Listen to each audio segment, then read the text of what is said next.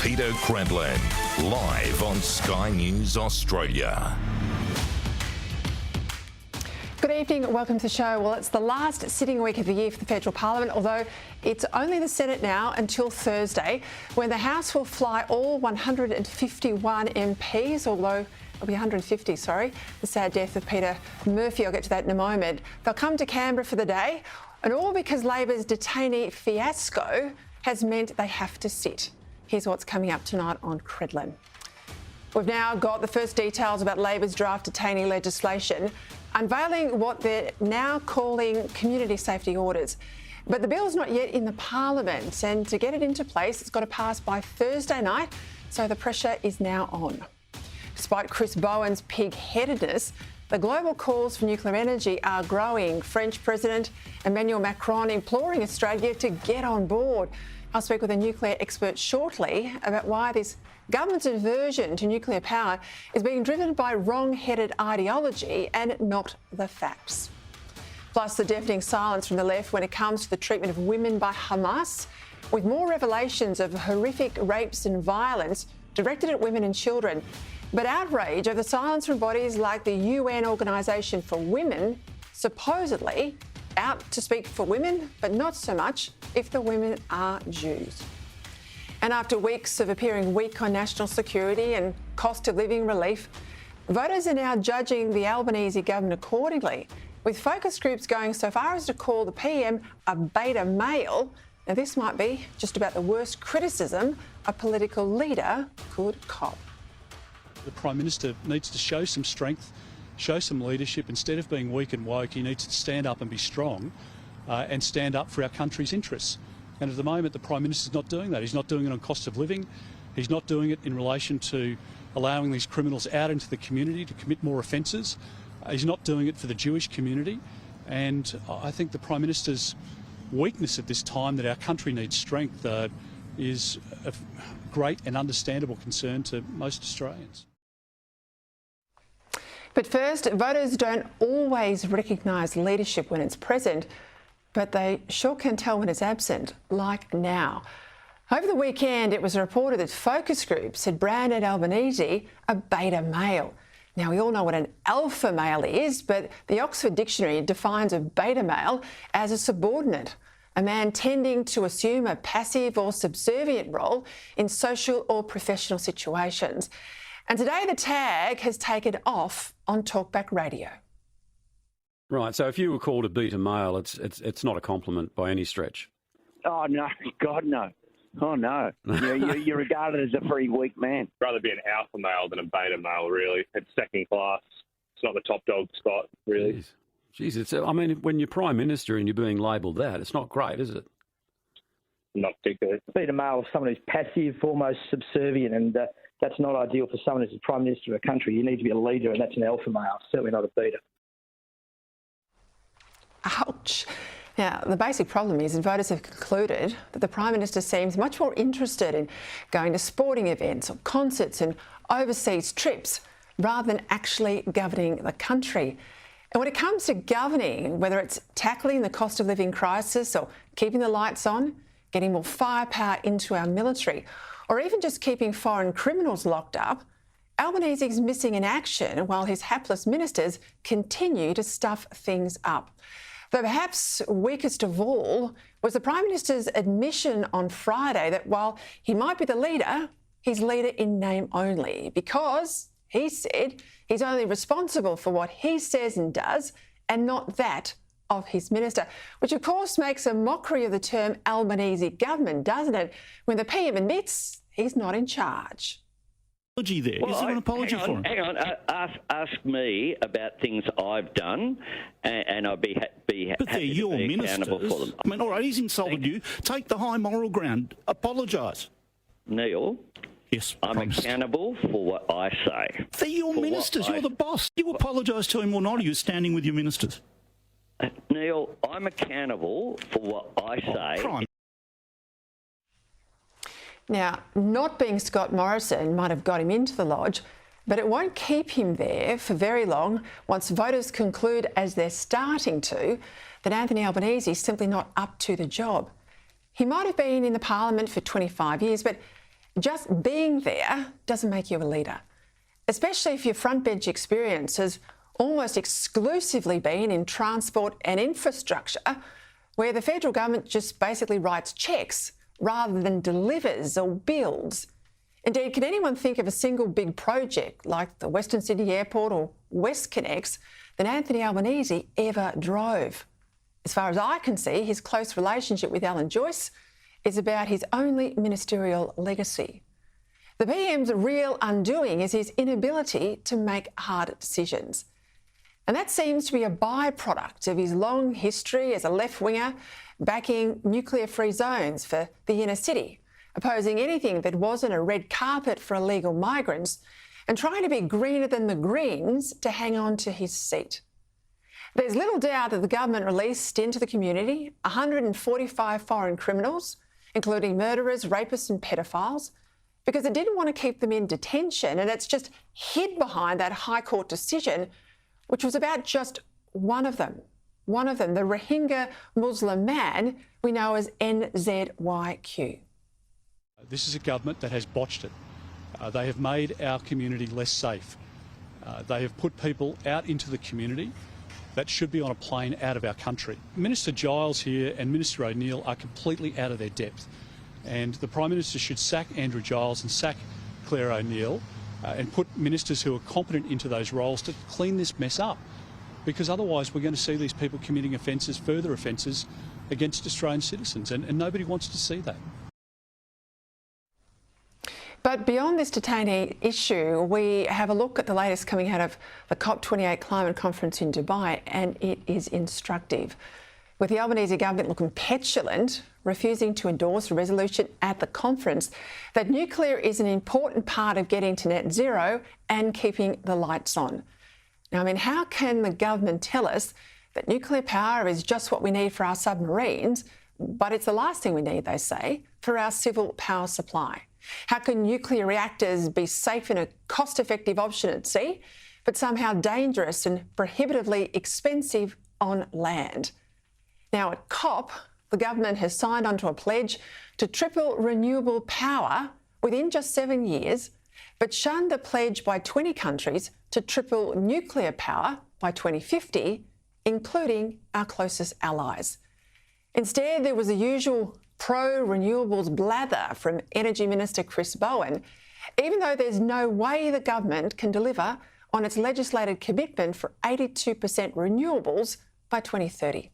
Not only is that the clear view of energy bosses and business, but it's also the engineering reality, given we're just not installing the 22,000 solar panels needed per day and the 40 large wind turbines needed per month the 2030 demands, let alone building the 10,000 plus kilometres of new transmission lines that are needed to get there, let alone the firming capacity from gas that's also essential.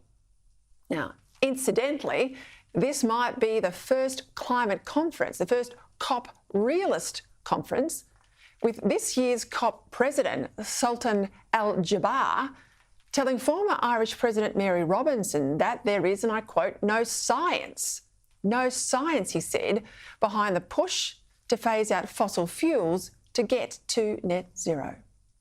There is no science out there or no scenario out there that says that the phase out of fossil fuel is what's going to achieve 1.5. 1.5 is my North Star. Show me a roadmap for a phase out of fossil fuel that will allow for sustainable socio-economic development, unless you want to take the world back into caves.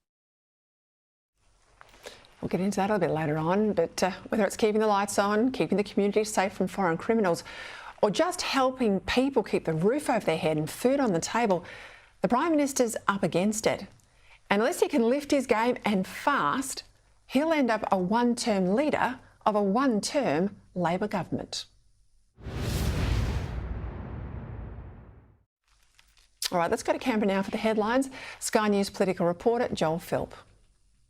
Good evening. Federal Labor MP Peter Murphy is being remembered as a strong local MP with a huge heart. One of the most popular members of Parliament, the member for Dunkley passed away at home this morning, surrounded by family after a long battle with cancer. She was 50. An emotional Prime Minister, Anthony Albanese, broke the news which he knew would break hearts through the Parliament and around the nation, revealing Peter Murphy's 12-year battle with breast cancer had come to an end. A short time ago, Peter Murphy passed away at home, which was her wish. We offer our deepest sympathies to her loving husband, Rod, and all her family. Just weeks after Peter Murphy was elected to federal parliament in 2019, she discovered her cancer had returned 8 years after her original diagnosis. Every one of us in the Labor family is broken-hearted. Peter Murphy was brave, she was courageous, and she was loved. Despite the devastating news, the member for Dunkley delivered a powerful maiden speech to Parliament, full of humility and humour. A week after being sworn in as the member for Dunkley, I received the unexpected news that my cancer had returned. You might say Murphy's Law strikes again, but I am someone who has a platform that I can use to benefit others. Throughout her parliamentary career, Peter Murphy was an advocate for cancer patients and survivors, but she also advocated for a string of other social reforms, including the government's most recent policy to spend billions on additional social housing. Surviving just a few weeks past her 50th birthday, the Prime Minister remembered Peter Murphy as one of the most loved members of the Labor family. Everything that Peter Murphy did, she did with her whole heart. And what a warm, generous, strong and proud Labor heart she had. While all sides of politics set aside their differences to show their love for Peter Murphy today, in Victoria the battle against hate speech is again making headlines after a group of neo-Nazis marched through Ballarat. Victoria was the first state to outlaw the Nazi salute. Now the Commonwealth is legislating to do the same nationwide. But on Sunday, a group of neo-Nazis known as MSM marched through the main street of Ballarat wearing balaclavas without warning. The group was chanting offensive language, but don't appear to be breaking current laws. White man, white man! But can I just say, what you're seeing here is absolutely nuts. Balaclavas on our streets. The group marched on the 169th anniversary of the Eureka Stockade, an event locals say brought together disparate groups in the community. All right, lots to get through. Joining me as he does every Monday, the Australian's national editor, Dennis Shanahan. Dennis, we'll start with the PM. I've read everything you've read in recent days because I think we both agree it's been a shocker for the PM, and I don't think it's just been this detaining issue. I think he's been in trouble since The Voice. The polls now start to bear that out. But those headlines yesterday in the Sunday papers, focus groups saying we think he's a weak Prime Minister, a beta male, a follower, not a leader, that's shocking when it gets to focus groups regurgitating or referencing that back to you. That's when you know you're in trouble.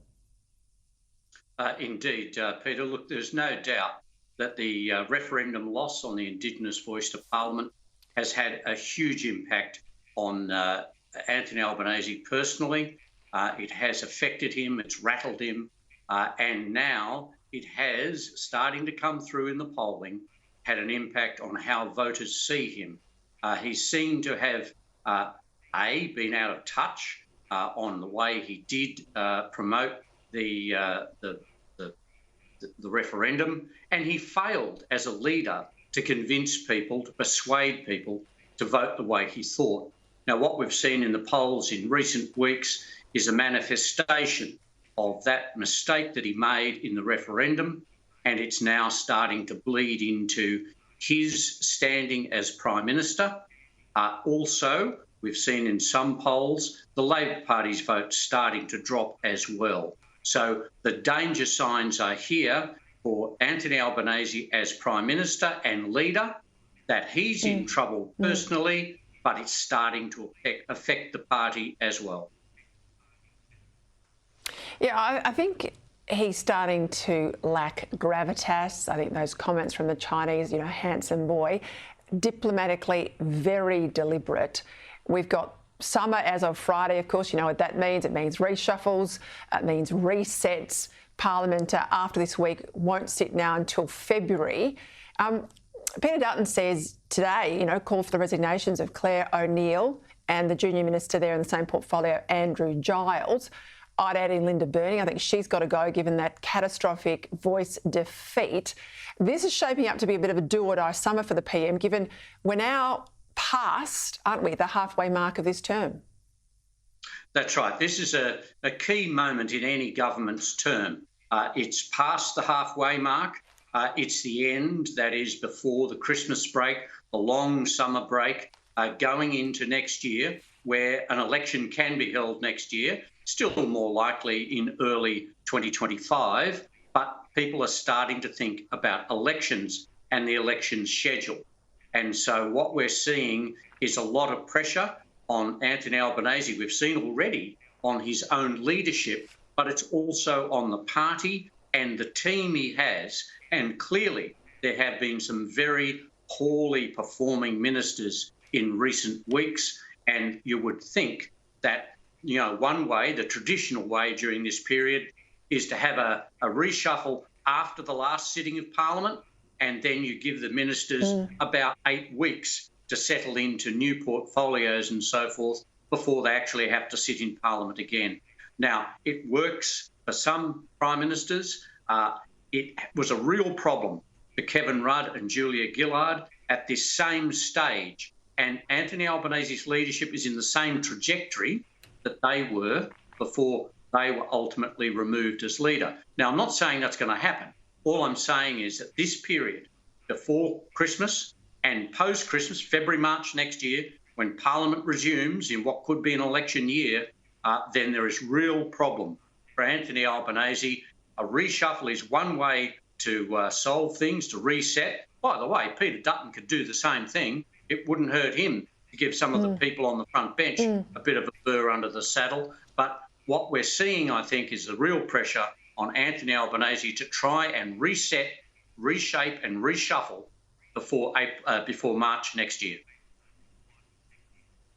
I might add too, in the Rudd-Gillard era, there wasn't the same pressures on families. There wasn't a cost of living bite to all of this, which I think that's the challenge for the current Prime Minister. But just quickly, I mean, you have been around a long time. What did you make of Labor's push last week? I haven't spoken to you since then, to try and brand Peter Dutton as a protector of pedophiles. Oh, well, look, I think, and as I said in The Australian, it was the lowest of the gutter politics. And look, we have seen, and Labor has correctly pointed out, that Peter Dutton has said some pretty rough things himself about the passage of legislation or the lack of legislation in the past. But what Claire O'Neill did last week was to overstep the parliamentary mark and make it personal.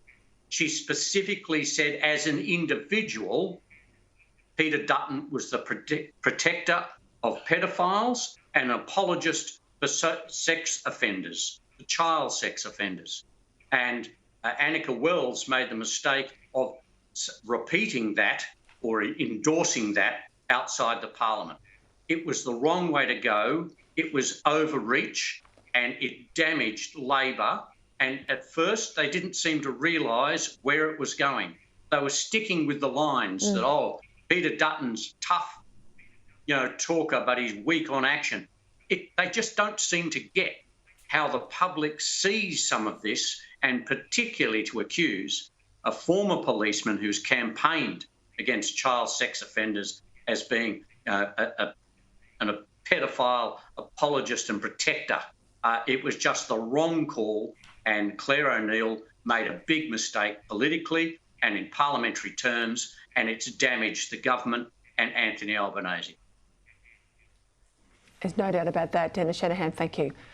All right, let's go to those new laws enabling the preventative detention of non-citizens convicted of serious crimes.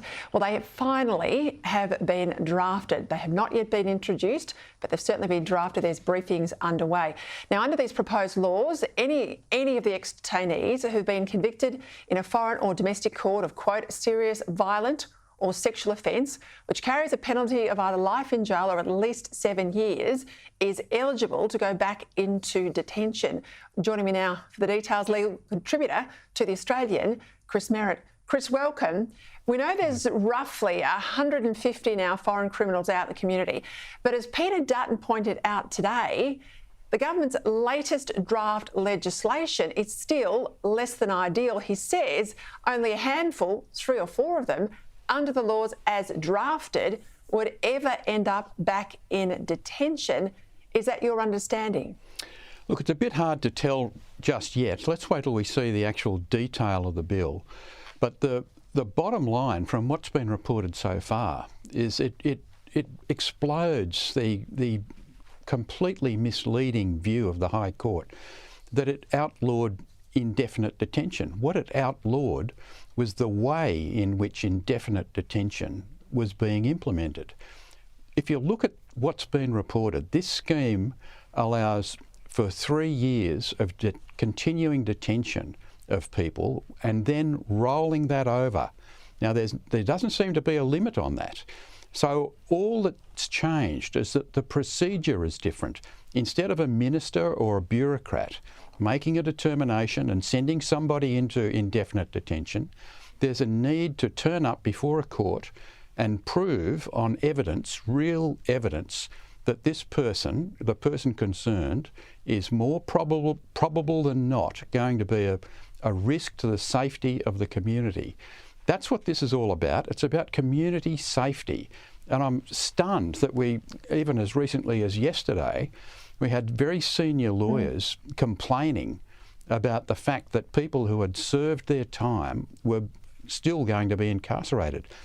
From a rule of law perspective, I've got absolutely no concerns about people who are a threat to community safety being removed from the community, and that's what will happen. Just on the time frame, must be either a life sentence or equivalent of a life sentence, or they must have been sentenced to something like 7 years. I think that's the threshold in the government's draft bill. But NZQR, the child rapist, I don't think he's in the 7-year camp, is he? So this would not necessarily put someone like him back in detention, would it? It depends on how the law is framed. If it's if he's been sentenced under a law where the maximum penalty is 7 years, he might still be caught. But if if the law is framed in a way that he must be sentenced to 7 years, I think he wouldn't be caught. But we'll have to wait and see exactly what the bill says. And it's still very early days. We're going on media reports. Those media reports, I feel sure, are accurate. But I think we should reserve judgment on this until we see the final bill. Just on the matter of the High Court judgment, you have now seen that. It landed last week, as we know, and it's clear from that judgment it related only to the individual, NZQR, that brought the action all the way through the High Court. So the sense of it is, Chris, that the government panicked, or my view is hid behind the High Court decision to then put 140 odd, close to 150 other detainees out into the community. Is that your read of it? Look, I think both of those interpretations are possible, but the reality is when you read the judgment itself, it's quite clear, and it says this right towards the end, that the provision itself that was under challenge by NZYQ, the person concerned, was invalid for his purposes. It was not invalid for other purposes. So I think it's quite reasonable to make the point that there was no real need to preemptively release anybody else other than the man concerned. Goodness me, Chris Merritt. I tell you what, it goes from bad to worse, doesn't it? Thank you for your time. All right, late this afternoon too, I want to give you an update. The dual national citizenship legislation, this is the one that can strip a terrorist, a convicted terrorist, of their Australian citizenship and then obviously deport them. Labor and the Coalition have agreed to send this bill, this draft bill, off to a committee to come back with a report in March. Let's hope it then passes the Parliament quickly. As I said to you, it doesn't have retrospectivity in relation to the convicted terrorist Ben Breaker. He remains in prison. Let's hope that's something the committee can sort out as well. All right, let's go to a quick break. After the break, global pressure mounting on the Albanese government to drop its ideological opposition to nuclear power. Plus, you won't believe how many different flags one woke Melbourne council wants to fly.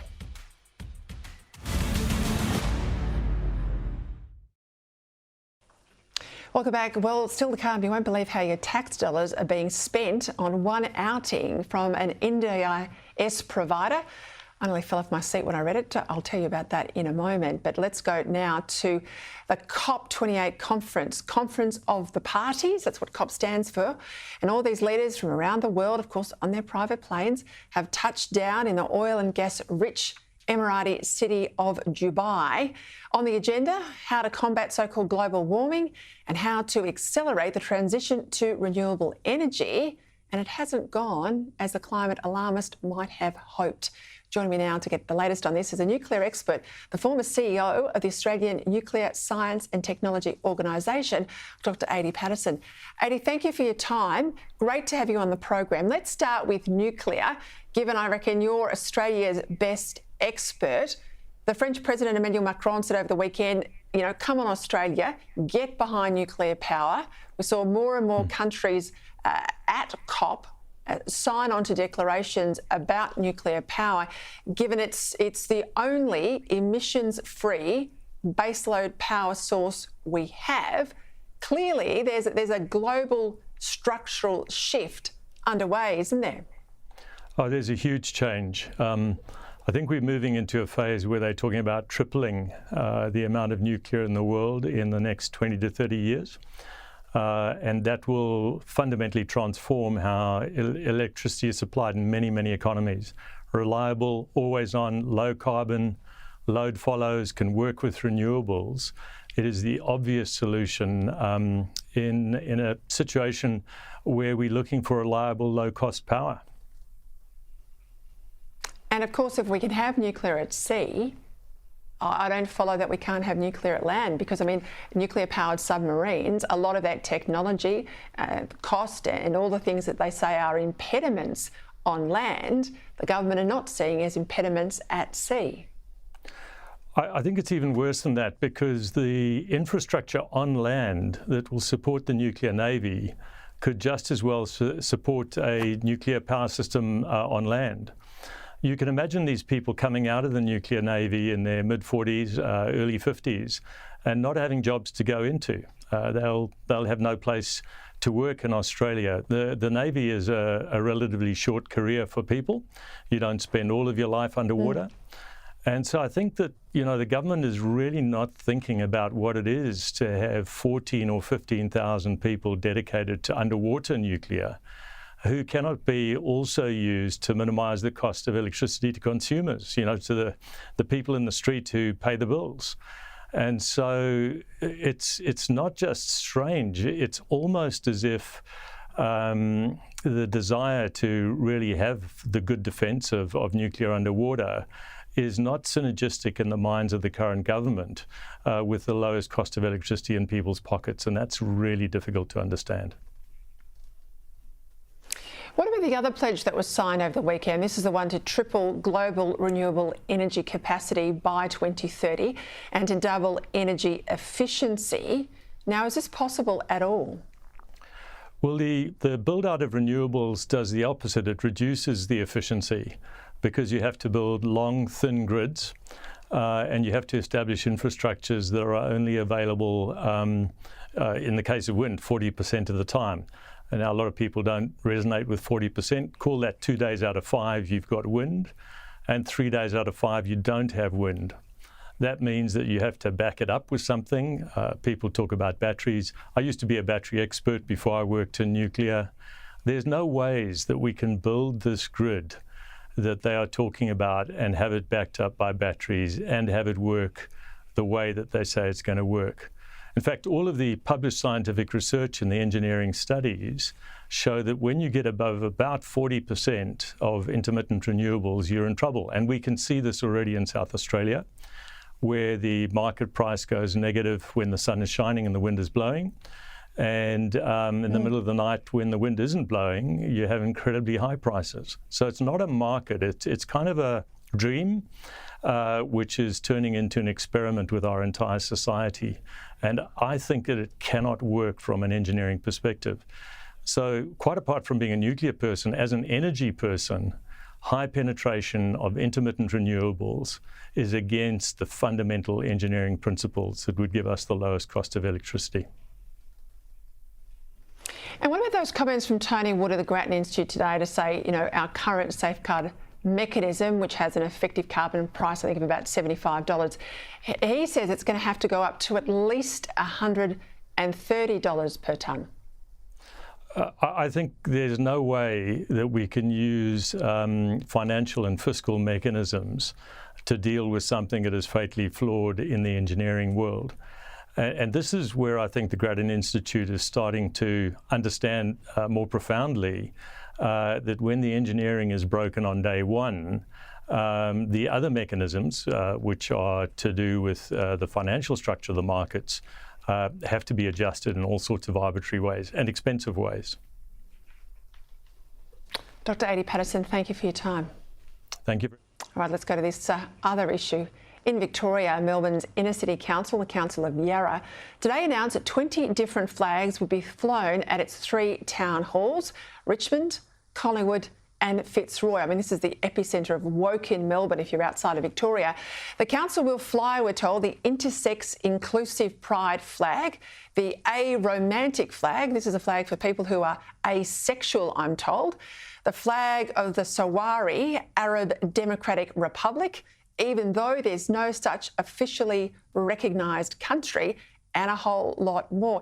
It's also revealed the Australian flag will be removed from the flagpole, and the 2 Indigenous flags will be flown at half-mast on 3 occasions a year: on Australia Day, on April 15, which is the anniversary of the Aboriginal Deaths in Custody report from many years back, and on the 26th of May, which is Sorry Day. This is absurd, but if it starts at the city of Yarra, it'll go around the country. Joining me now to discuss this, the spokesman from Council Watch, Dean Hurlston. Dean, I thought this must have been a very early or a very late April Fool's joke, but they're fair income, aren't they? Unfortunately, Peter, they are 100% fair income. And, you know, what I think a lot of Victorians would like to see is where's the straight pride flag? Somehow straight people get lost in all of that. And as a gay man, I just don't understand any of this.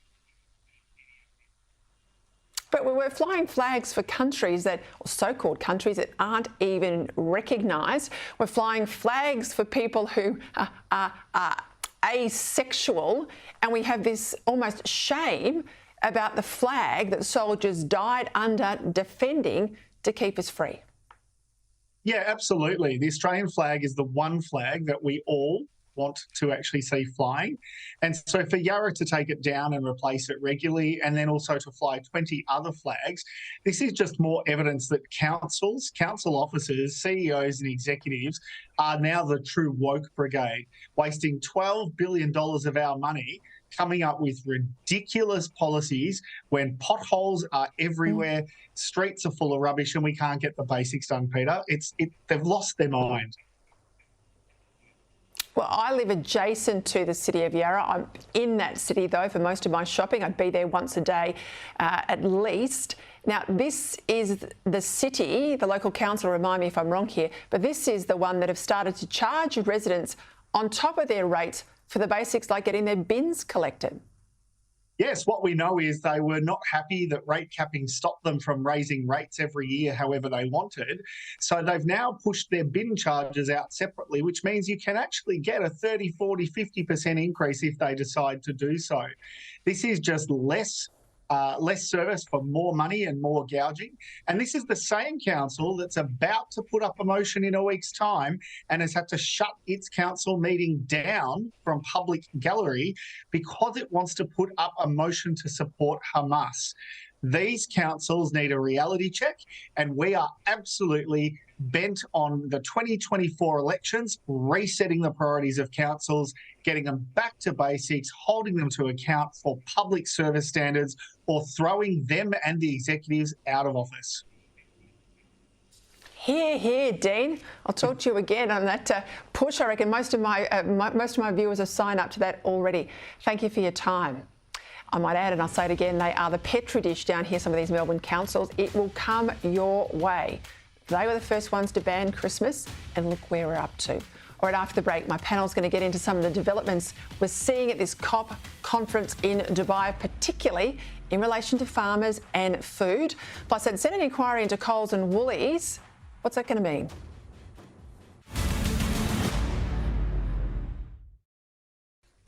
Welcome back. Shortly, I'll cross live to a vigil being held in Melbourne right now, calling out the violence Jewish women have faced at the hands of Hamas and the silence for so many of the international women's organisations.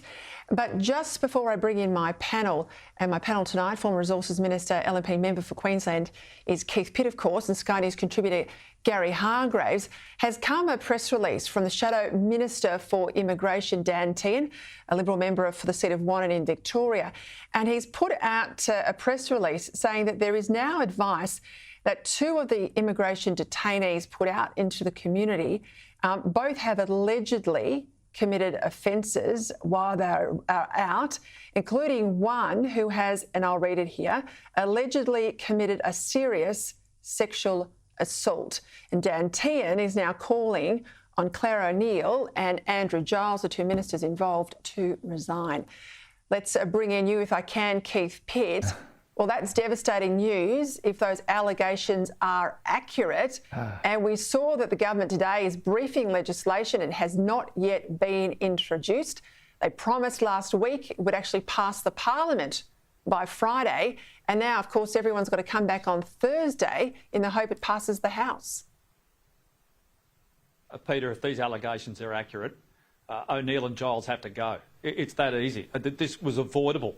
It didn't have to happen. It's been 4 weeks. This is complete chaos. Labor still don't know what they're doing. If only they took the advice from the coalition and experienced individuals like Peter Dutton and Michaelia Cash, this could have been completely different. I think there'll be families out there that are horrified and are very angry that this has occurred at all. I tell you what, Gary Hargreaves, when I worked in the Howard government, and you, of course, were an immigration minister, if you'd had just one of these stuff-ups, John Howard would have shown you the door. Yeah, and he would have shown you where it was and then pushed you out of it. Look, Peter, the simple reality is we have got the same old soft Labor. They say they're going to bring in tough new legislation, but it's the same old soft Labor. They really don't know who they want to please. They want to please the Greens. The Greens are wrecking Australia right now, but the Labor Party are letting them do it. And this is the problem. They're just folding every time. Now, I know the High Court intervened on this matter and they had to act, but they didn't know what to do. They instinctively didn't know what to do. And they didn't want to put the people of Australia first, despite all of their protestations. They wanted to keep the Greens happy, the Teals happy. And these people are actually hand in glove now, destroying our country, our sense of personal security. And if the allegations are correct, it's a very, very sad moment. And Giles and O'Neill need to consider their position, as they say. Gary, I'll go to you, Keith, on this one. That rally in Ballarat, the country town of Ballarat, by Nazi supporters, or neo-Nazis, I think we probably call them. 2 things there for me. One, I couldn't fathom last week how federal Labor wasn't supporting a ban on Nazi salutes like we've seen in some state jurisdictions. But further to how they presented with their faces covered, I have a real issue with pro-Palestinians, in this case, neo-Nazi protesters, covering their faces and police standing by impotent, not able to do anything. Yeah. Peter, I'm advised the Attorney-General has finally taken the right course of action here in terms of getting rid of the Nazi salute and banning it, the amendments the Coalition intend to put up. So hopefully he follows through on that. But these types of people, I mean, this is just not acceptable in Australia. Yes, you have the right to protest, but you shouldn't go out trying to instill fear in the public. And you've got something to say, fine, as long as you're not breaking the law.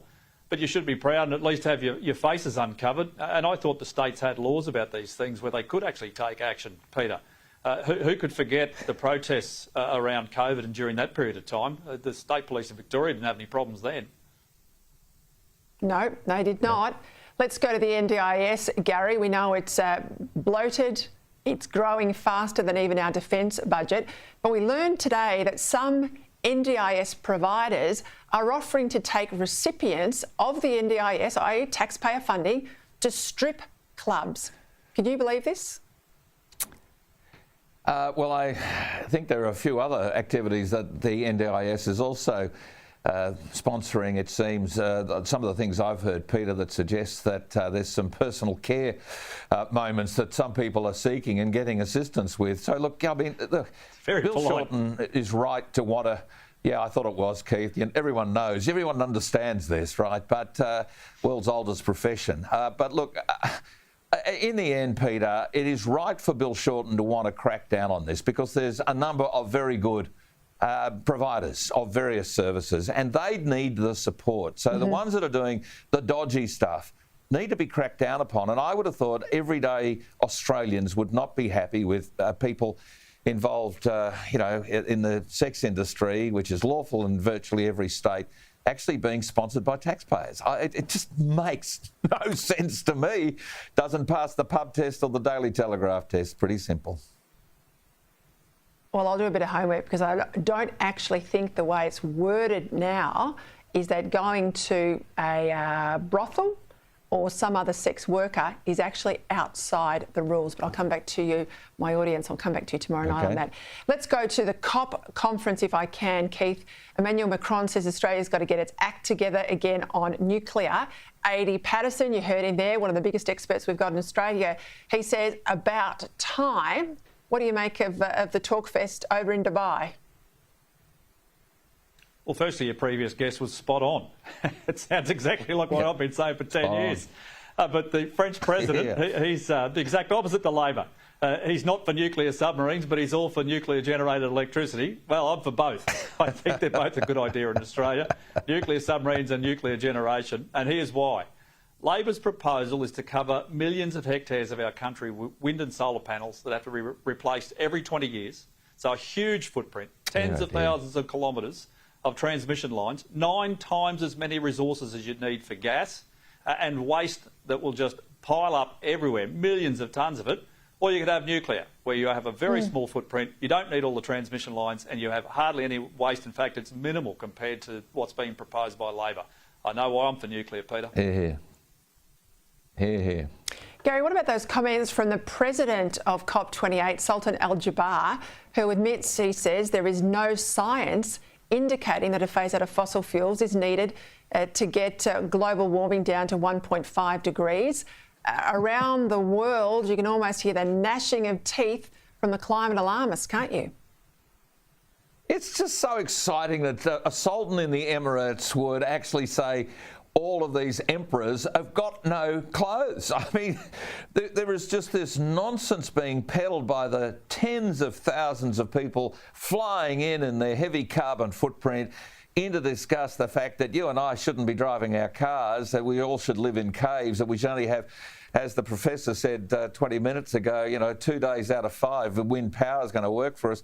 I mean, it is right that we're now starting to question this. And we've got everyone from, His Majesty the King through to that Greta Thunberg woman and Lord Attenborough and all these people who are frankly just so heavily invested in this rubbish. Time to shut the heck up, all of you, because we've all seen through it. The average Australian is calling BS on all of this, and the Australian government and that Chris Bowen bloke are going to go down in a screaming heap because nothing is getting made in this country anymore, Peter, because we're on this hell-bent to ruin about global warming, which is just not happening, by the way. The polar ice caps are increasing in size. I'm sick of this rubbish. It's just got to go away. Good on you, Sultan. Just quickly, Keith, I mean, Gary talks about us deindustrialising and not being a manufacturing country anymore. I guess what really worries me is we're going to stop agriculture as well, because that's been a key focus of this conference. Exactly. I'll have a look at the nature market repair bill that I'm told is in the Senate tomorrow, Peter. It is an attack on freehold land. They've got to find 60 million hectares to meet a commitment for a 30% of our country to be protected already. And then you've got to have all of these offsets that are necessary for the safeguard mechanism. They created a new property type, would you believe, in this legislation. It's appalling. It's why we opposed it. And I think every freehold landholder in Australia should be very concerned about what Labor's trying to do, and they're trying to sneak it through the Senate right now. Yep. As I understand, you're spot on, Keith, as I understand, Senators Pocock and Jackie Lambie have cut a deal, you're right, to push it through under the cover of darkness. I think they're putting guillotines and all things in place to get it through. I'm going to do a deep dive on that one tomorrow night. Come back to it as a big issue. You're right, it's a real worry. Gary Hargrave, thank you. Great to have you back. Keith Pitt, as always. All right, quick break. After the break, that vigil in Melbourne, 4 Jewish women who are calling out the failure of the UN to stand up for them. Welcome back. This evening, hundreds of Jewish women in Melbourne are gathering at a vigil in Elston Week to stand in solidarity with Israeli women and children who were raped, slaughtered and kidnapped during the October 7 Hamas terror attacks. They have protested the silence of women and human rights organisations, particularly at the United Nations, who failed to condemn or even acknowledge the sexual violence perpetrated against Israeli women and children. Join me now from the Vigil, Shadow Education Minister, Senator for Victoria, Sarah Henderson.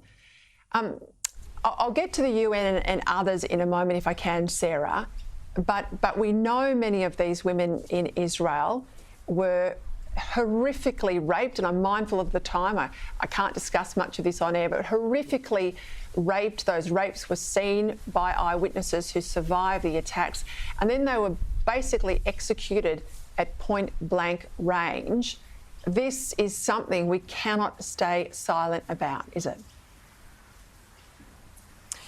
Well, Peta, good evening and great to join you, and absolutely not. And that was the message of tonight's vigil. Hundreds of Jewish women and some men were here to say we cannot stay silent. We have a duty to speak out, and I was very honoured to join a number of very prominent women, and also Kylie Moore-Gilbert, of course, who's an incredible woman in herself, who was held hostage in Iran for nearly 3 years, speaking out about the horrific and abhorrent acts against Jewish and Israeli women.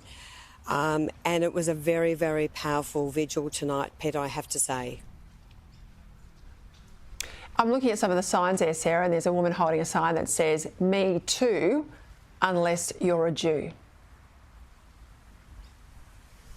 Well, that's right. And I say, where are all the women's groups? Where are the human rights groups? It took the United Nations Women's Organisation 57 days to even acknowledge these atrocities. And there was a young woman who spoke tonight, and her very close childhood friend was one of the young soldiers who was brutally raped and is now a hostage and hopefully still alive. And hearing her words was just soul-destroying. Also, Peta, the Jewish community here in Melbourne and in all parts of Australia are devastated by the horrendous level of anti-Semitism and anti-Israel hatred in this country. I mean, I had a woman, I was just speaking to her before, she was in tears. She can't even tell her co-workers that she's Jewish. There is so much fear. And so there were so many brave women standing up and saying, we have to speak out. There are no excuses. We cannot qualify this in any way. We have to let the world know what happened to Israeli and Jewish women on that terrible day. And of course, in my speech, I also acknowledged the atrocities against Palestinian women by Hamas as well. Let's not beat around the bush. Hamas is an evil terrorist organisation, a pure evil. And I'm just so proud to be part of the vigil tonight. What pressure can be put on by the Australian government, the Albanese government, to really hold the UN to account? Because we've seen the UN speak out on sexual harassment really, really strongly. But we're talking about the rape of women, then point blank execution. We're talking about the defiling of corpses, for God's sake, Sarah. Look, where are they? And I think this is why Jewish women have stood up and said, your silence is not acceptable. There are no excuses. And the members of the United Nations Women's Group have a responsibility to speak out for all women. Why are they differentiating? And where are all those women's groups, the Me Too movement, where are they, Peta? They are nowhere to be seen. Where are they? And, of course, we have seen some members of Parliament like... OK, thanks, Peta. Sorry to jump in there, Sarah. I've got to get off Now for Andrew Bolt, but I appreciate you joining us there tonight from the park in Elstonwick. All right, I'll leave it there. Back tomorrow night at 6. Here's Andrew.